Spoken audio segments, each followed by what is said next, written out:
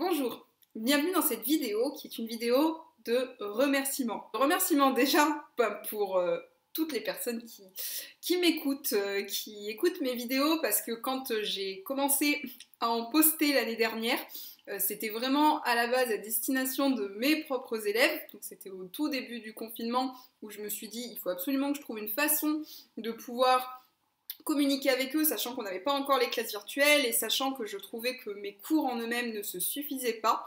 Et où je me suis dit, je vais poster ces vidéos-là, où au départ, il n'y avait que quelques personnes qui regardaient, donc mes propres élèves, et où j'étais déjà contente parce que j'avais l'impression d'être utile.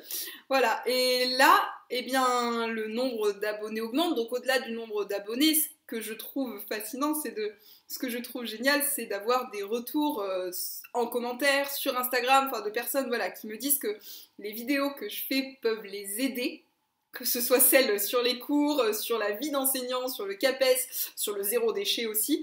Et du coup, c'était pour vous dire merci à ceux qui m'écoutent au quotidien. Et je voulais également dire merci à mes élèves qui parfois me fatiguent, m'énervent parce que je suis un être humain et que comme toute personne constituée, il y a des jours où j'ai envie de leur arracher les cheveux. Mais la plupart du temps, je suis contente de les retrouver, je suis contente de me lever le matin pour y aller. Et je sais que beaucoup de messages que je reçois sont des messages de personnes qui me disent que ce qu'ils apprécient, c'est le côté plutôt positif que je mets dans les vidéos et je suis contente du coup que ce soit ça qui ressorte parce que c'est vraiment ça que j'aimerais qu'on retienne. C'est vrai qu'on a tendance à voir, et moi la première quand je cherche des vidéos d'enseignants ou que je tombe sur des reportages d'enseignants qui parlent de leur métier, aujourd'hui on voit une lassitude, on voit des gens qui sont épuisés, qui en ont marre, qui sont fatigués, et je vais pas vous mentir, moi aussi je suis fatiguée, moi aussi j'en ai marre, moi aussi actuellement j'ai des moments où je me dis ça n'a pas de sens ce que je suis en train de faire parce qu'on est à moitié confiné, à moitié à distance, on nous demande de se réadapter parce qu'il y a des jours, je suis fatiguée tout simplement, les élèves m'écoutent pas, le gouvernement, j'ai l'impression que tout est incohérent, que ça change du jour au lendemain. Mais malgré tout, et je trouve que le confinement nous a aussi appris et montré ça, c'est que ça nous a quand même, pour certains en tout cas, pour certains élèves et pour certains enseignants, rapprochés. Parce que peut-être tout simplement on vit la même chose, la même galère au quotidien, mais surtout j'ai trouvé que avec certains élèves, pas avec tous parce qu'évidemment on peut jamais de toute manière plaire à tout le monde et ça peut jamais bien se passer avec tout le monde, c'est un métier humain, donc c'est un métier où vous êtes en face de personnes et forcément il y a des personnes qui ne vous aimeront pas, il y a des élèves qui ne vous aimeront pas, il y a des élèves avec qui ce sera plus difficile pour vous d'avoir une approche et pour autant vous êtes là pour leur enseigner quelque chose, vous n'êtes pas là pour dire toi je ne t'aime pas, vous êtes là pour dire c'est un apprenant et je dois lui apprendre quelque chose, voilà, je dois lui faire passer un savoir, il n'est pas là pour m'aimer, je suis pas là pour l'aimer, mais par contre on est là pour passer une année ensemble. Ce métier, aujourd'hui, surtout dans le contexte dans lequel on vit, on se rend compte que c'est une chance quand même de pouvoir l'exercer parce que il y a beau avoir plein de soucis au quotidien, plein de choses qui pourraient être améliorées, j'ai toujours un travail, j'ai toujours ces élèves et mine de rien, même si des fois on se dit j'ai l'impression que je ne fais que combler du temps, j'espère quand même que ce temps que j'aurai comblé, j'aurais permis de leur apprendre quelque chose ou de leur apporter quelque chose et qu'ils s'en souviendront. Moi j'ai adoré l'école.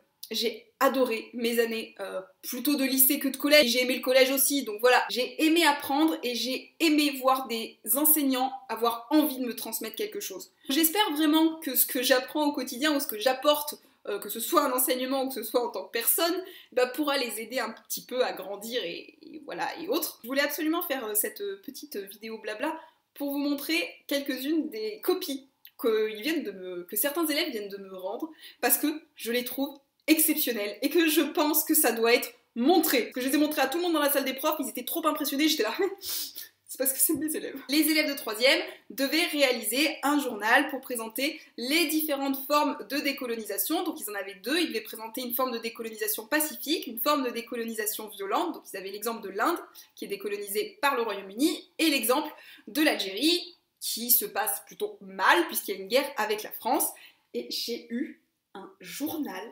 Mais comme il est beau, regardez, mais c'est exceptionnel, c'est trop beau, c'est vraiment trop joli, enfin, je trouve ça mais d'une beauté merveilleuse. Mais après il n'y a pas que ça, il y a aussi celui-ci, hop, regardez, enfin, je veux dire il y a du texte, alors bon, j'ai pas encore tout lu donc je ne sais pas tout ce qu'il me raconte, mais vraiment, enfin regardez celui-là, la mise en page, enfin c'est super, j'en demandais pas tant. Mais en même temps, je suis tellement contente d'avoir ça. Enfin. Et là, par exemple, j'avais quelque chose à faire sur l'Union Européenne. Non mais, ils m'ont mis tous les drapeaux. Les drapeaux. Et à côté de ça, j'ai des élèves qui me disent « J'ai pas trouvé vos documents, j'ai pas fait le devoir pour le confinement. » Regardez, il y a même un QR code. Exceptionnel, hein. Exceptionnel. Ça, sur la décolonisation, c'est quand même super joli. Hein. Regardez l'écriture. C'est beau, hein. C'est très graphique, hein. On dirait quelque chose qui date du Moyen-Âge. C'est merveilleux. Et puisqu'on en est au remerciement, j'ai une élève qui m'a apporté une petite boîte. Et dans la petite boîte, il y avait un cadeau. Il y avait un entonnoir pour pouvoir faire la lessive. C'est trop gentil. Déjà parce qu'il est tout doux, parce qu'en plus il a été fait à la main. Et c'est la première fois qu'on me fait un cadeau. Et j'étais vraiment très touchée. Donc merci au papa de cet élève pour ce joli entonnoir dont je ferai bon usage pour ma lessive, je promets. Et pour d'autres créations zéro déchet, je vais m'y employer maintenant que je peux ne plus salir toute ma cuisine. Tout ça pour dire quoi ? Tout ça pour dire que quand vous êtes professeur, il y a des moments où vous êtes fatigué, il y a des moments où vous en avez marre, il y a des moments où l'administration, le ministère, l'éducation nationale, on se dit « Mais pourquoi en fait ? Pourquoi ils nous torturent comme ça ? Pourquoi ils nous font 1,5 milliard de réformes ? Pourquoi ils nous fatiguent ? Il y a des soirs où on rentre, on dit « J'en peux plus, on m'a crié dans les oreilles toute la journée, j'ai eu 20 milliards de choses à faire, il y a toujours plus de choses à faire. » Oui, c'est vrai. C'est vrai, ça fait partie du métier, ça fait partie des choses qui sont épuisantes. Mais je pense qu'il faut quand même garder quelque chose à l'esprit quand vous êtes professeur. Vous êtes là pour des élèves. Vous êtes là pour accompagner des enfants, si vous êtes professeur des écoles, professeur de maternelle, des adolescents, si vous êtes professeur de collège, professeur de lycée. Vous êtes là pour eux. C'est eux avant tout. Et c'est eux dont vous vous souviendrez ou qui se souviendront de vous, que vous marquerez ou que vous ne marquerez pas du tout et qui vous oublieront complètement. Mais peu importe, c'est avec vous qu'ils vont passer une année. C'est avec vous qu'ils vont passer une grande partie de leur temps. Et c'est pour les élèves qu'on fait ce métier. Alors bien évidemment, c'est aussi pour soi, parce qu'on est là et on a envie d'apporter un savoir à un élève. Mais je pense qu'au fur et à mesure du temps, il y a des fois où on a tendance à oublier, où on en a marre, où le système nous épuise et où on se dit « je ne comprends plus pourquoi je fais ce métier ». Eh bien, moi je vais vous dire pourquoi vous faites ce métier. Vous faites ce métier parce que vous avez envie d'apprendre quelque chose, parce que vous avez envie de transmettre une passion, parce que vous y croyez et parce que vous devez continuer à y croire, vous devez continuer à croire que l'éducation, c'est ça qui changera le monde. Alors oui, c'est très optimiste, et vous savez, je suis toujours très optimiste, et oui, peut-être un peu idéaliste et utopiste, on me l'a déjà reproché, mais vraiment, gardez en tête quand ça va pas, quand c'est compliqué, que les élèves, des fois ils sont embêtants, mais que ce sont des enfants, que ce sont des adolescents, que vous accompagnez dans un moment de leur vie, qui est pas facile. On a tous été adolescents, on s'est tous dit, il faut que cette période elle passe très vite, parce que j'en ai marre, et en même temps, cette période d'adolescence qui est si compliquée, eh bien, elle va vous marquer pour le restant de votre vie. L'enfance et l'adolescence, finalement, quand on devient adulte, on a presque l'impression que c'est le bagage qu'on transporte et qu'on transportera toujours, et c'est ça qui nous aura façonné. C'est ce moment où on transite, où on sort de notre carapace et pouf, on devient quelqu'un d'autre, où on se construit, où on forge nos opinions, nos convictions, et où vous, quand vous êtes professeur, au collège, au lycée, vous allez apporter quelque chose, mais pas simplement un savoir. Vous allez aussi transmettre d'autres choses, vous allez transmettre un peu de qui vous êtes, un peu de vos valeurs, un peu de ce que vous avez envie de leur donner, de ce que vous avez envie qu'ils apprennent et qu'ils prennent de votre savoir et de votre personne.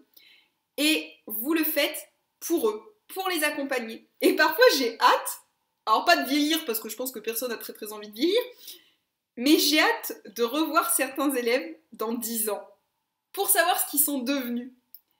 Et parce que j'ai peut-être un peu l'espoir de me dire, j'aurais peut-être un petit peu contribué à marquer leur vie. J'espère, comme moi, certains de mes enseignants ont marqué la mienne. Parce que si un jour ma professeure d'histoire, Madame Gaïtchkoli, elle passe par là, eh ben sachez que vous avez marqué ma vie et que Monsieur Boulot en littérature, vous avez marqué aussi ma vie. Et il y a des enseignants comme ça, on s'en souvient toujours. Alors j'espère qu'un jour, peut-être, certains élèves se souviendront de moi. Et si un jour c'est le cas, ces élèves-là, s'ils veulent m'écrire, s'ils veulent m'envoyer un message, s'ils veulent me donner des nouvelles, mais ce sera toujours avec un grand oui, avec un très grand plaisir. Et je voulais terminer avec quelque chose aussi. Quand j'étais élève, j'aimais bien garder mes photos de classe. Et du coup, je gardais les photos d'année après année. Et ce qui est bien quand on devient prof, c'est qu'on a aussi nos photos de classe, avec la classe dont on est professeur principal. Donc je vous les montrerai pas parce que c'est anonyme et que ça restera de l'intime et du privé. Mais à tous mes élèves, en tout cas ceux dont j'ai été professeur principal, sachez que vous serez toujours là, avec vos noms et vos petites bouilles d'élèves de 12 à 14 ans. Puis j'ai aussi un petit carnet. C'est mon petit carnet des petits bonheurs du temps présent. Pour des professeurs qui parfois pourraient être déprimés, je vous conseille de tenir un petit carnet comme ça. C'est pas un journal intime pour me plaindre de ce qui ne va pas quand je rentre le soir. C'est une forme de journal intime, mais dans lequel je ne raconte que ce qui était positif. C'est-à-dire quand un élève passe, me dit quelque chose qui me fait rire, qui me fait sourire, une réplique, quelque chose que j'ai envie de garder, quelque chose qui me désespère mais que je trouve drôle, comme quand on me dit « Mais madame, ceux qui ont colonisé le Rwanda, c'est les Belges de France ?» Et je me dis « Ben non, c'est les Belges de Belgique. » On est d'accord, c'est désespérant, mais c'est drôle, et des fois ça fait du bien de rire. Donc je note ce qui me fait rire, ou alors je note des petits commentaires mignons, gentils, des petits messages aussi que certains élèves peuvent envoyer sur la messagerie, de certains parents, parce que ça aussi, des fois on reçoit des messages, pas beaucoup, mais ceux qu'on reçoit certaines fois, ils sont quand même très beaux. En tout cas, sachez, pour des parents d'élèves qui auraient pu m'écrire, des élèves qui auraient pu m'écrire aussi, si ça m'a touché, vous resterez dans le petit carnet. Et je vous oublierai pas. Voilà, j'en ai terminé pour cette vidéo. Je vous remercie de m'avoir écouté et je vous dis à très bientôt pour de prochains enregistrements.